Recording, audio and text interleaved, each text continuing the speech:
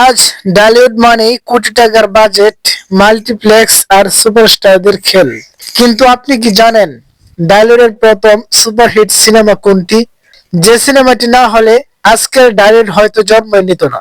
আজকের ভিডিওতে আমরা ফিরে যাব বাংলা সিনেমার একেবারে শুরুর সময়ে। তৎকালীন পূর্ব পাকিস্তানে সিনেমা বানানো ছিল ভীষণ কঠিন।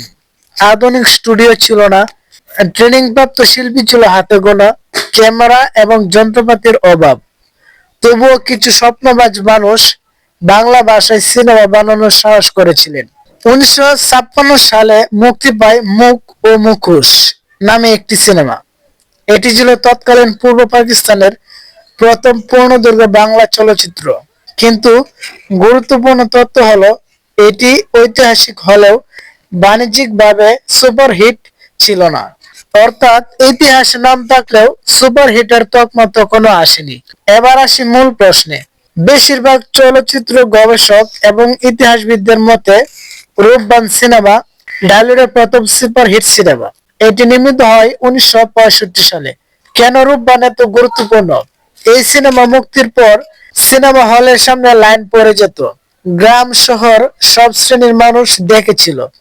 দীর্ঘদিন ধরে হলে চলেছিল। প্রযোজক লাভের মুখ দেখেছিলেন। এই প্রথম প্রমাণ হয় বাংলা সিনেমা ব্যবসা হতে পারে। রূপবান সিনেমার বিশেষ কিছু দিক রয়েছে। লোককথা নির্ভর গল্প, আবেগ, গান এবং নাটকীয়তা, সাধারণ মানুষের জীবনের সাথে সংযোগ, শক্তিশালী সঙ্গীত। এই সিনেমা দেখিয়ে দিয়েছিল দর্শক কি চায়।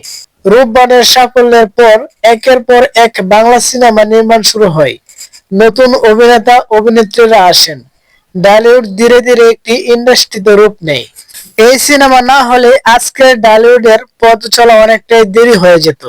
অনেকে বলেন মুখ ও মুখোশ প্রথম, আবার কেউ বলেন রূপবান।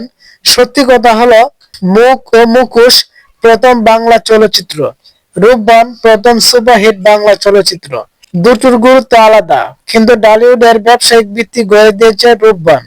আজকের ডালিউড আর তখনকার পার্থক্য। তখন ছিল প্রযুক্তি কম, বাজেট কম, কিন্তু আবেগ ছিল বিশাল।